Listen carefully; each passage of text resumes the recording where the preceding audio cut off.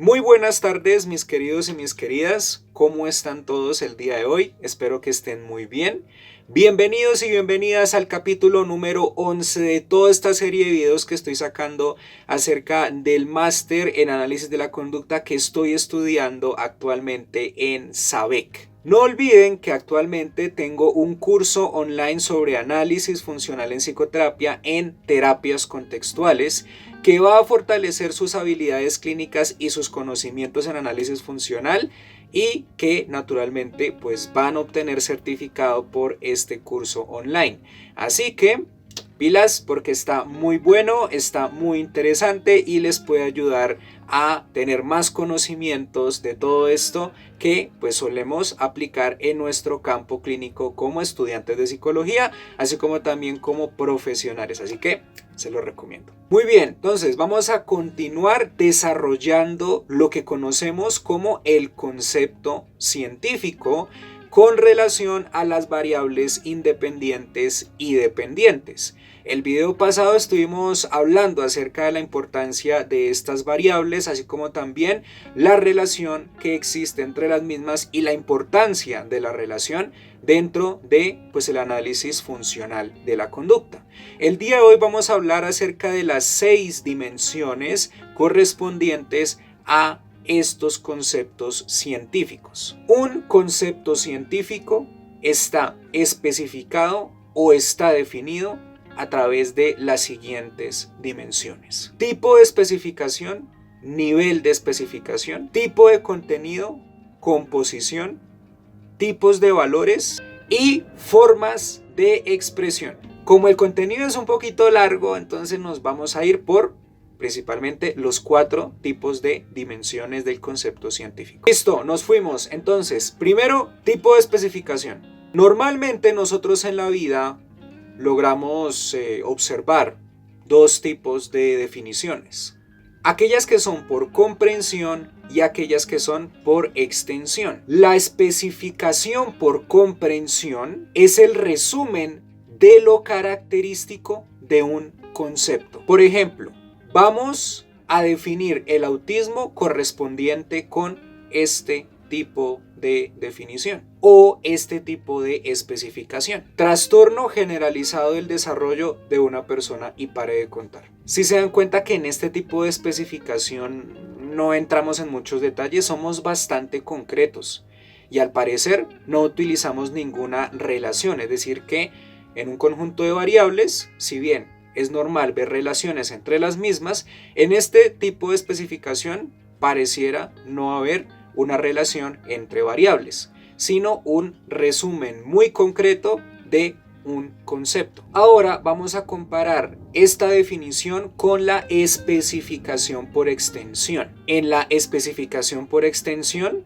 se enumeran los elementos o casos comprendidos en un concepto. Por ejemplo, el autismo es un trastorno del desarrollo que se caracteriza por alteraciones en el funcionamiento del lenguaje, la atención y el comportamiento o las interacciones sociales. Y justamente aquí entramos a asociar distintos elementos, sea en el sentido exhaustivo o sea en el sentido exclusivo. Se debe tener exclusividad en el sentido de que los datos o los valores no se solapen entre sí, y se debe tener exhaustividad en el sentido de que dicho concepto debe contener todos los datos o los valores. Tenemos definiciones de un concepto muy completas, así como también definiciones muy simples.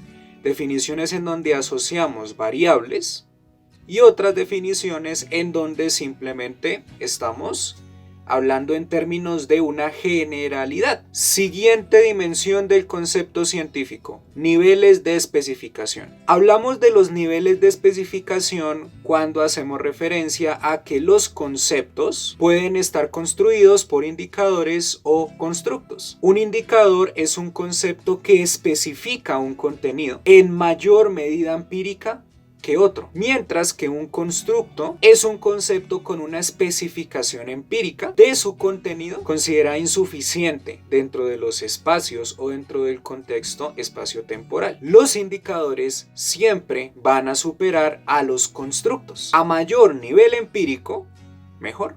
Ahora bien, los indicadores suelen evidenciarse a nivel conductual, mientras que los constructos no. Los indicadores nos ofrecen datos acerca de las características de cierto concepto o de cierta definición. Los constructos suelen ser algo mucho más abstracto, son definiciones, sí, pero no las podemos medir a nivel cuantitativo. Y para hacerlo un poco más difícil, los constructos parten desde las etiquetas. Vamos con un ejemplo muy interesante. Inteligencia.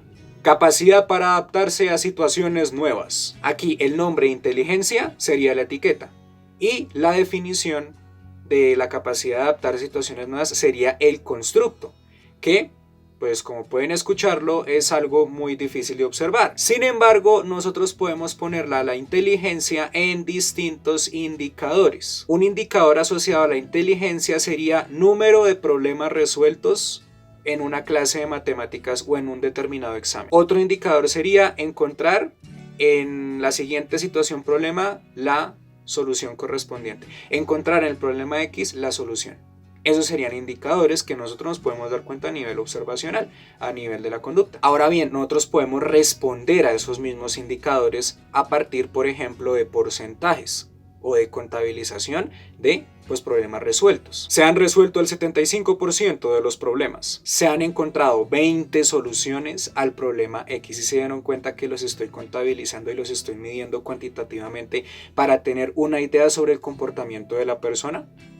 He ahí la importancia de los indicadores versus los constructos. Todos los indicadores se pueden observar y se pueden medir. Ahora bien, los indicadores y los constructos por lo general se pueden combinar. Podemos hablar, por ejemplo, de constructos por extensión, de constructos por comprensión, así como también podemos hablar de indicadores por comprensión e indicadores por extensión. Vamos a ver un ejemplo de estas combinaciones. Tenemos en primer lugar el concepto rendimiento académico. El constructo por comprensión del rendimiento académico sería grado de dominio de una materia. Y el constructo por extensión serían los diferentes grados de dominio de la materia.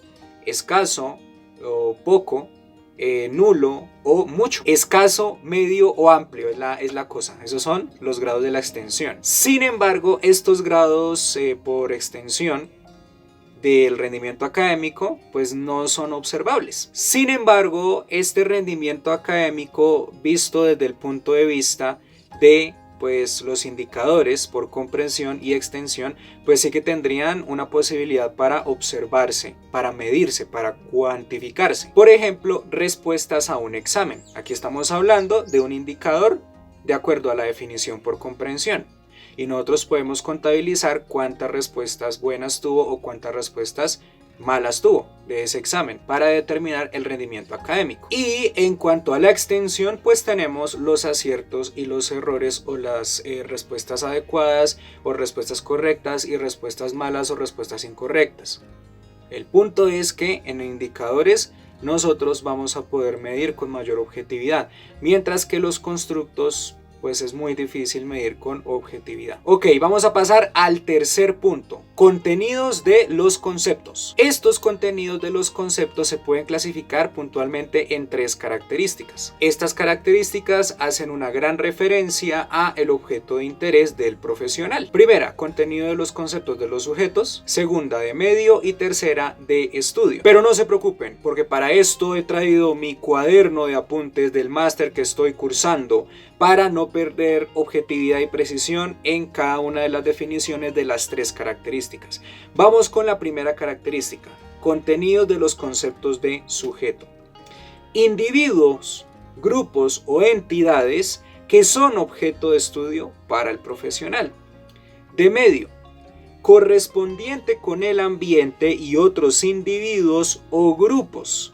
Los contenidos del ambiente son aquellas variables ambientales que rodean el objeto de estudio. Y finalmente, de estudio, correspondiente a las personas investigadoras e instrumentos de investigación que se usan para ¿qué? Para abordar, no entiendo de mi propia letra, ¿sí? Para abordar el objeto de estudio. ¡Qué boleta! Muy bien. Tenemos que ver la cuarta dimensión correspondiente a la composición de los conceptos, pero como es un tema muy amplio, lo vamos a dejar para el siguiente video. Y de verdad les doy las gracias por haber estado aquí presente en este nuevo video, en el capítulo número 11 de toda esta serie de videos que estoy sacando. Espero que les esté sirviendo bastante, que les esté sirviendo mucho. Ya se oscureció, entonces nos vamos a ir a descansar. Gracias por su atención, que mi Dios me los bendiga y que estén muy bien. Hasta la próxima. Chao pues.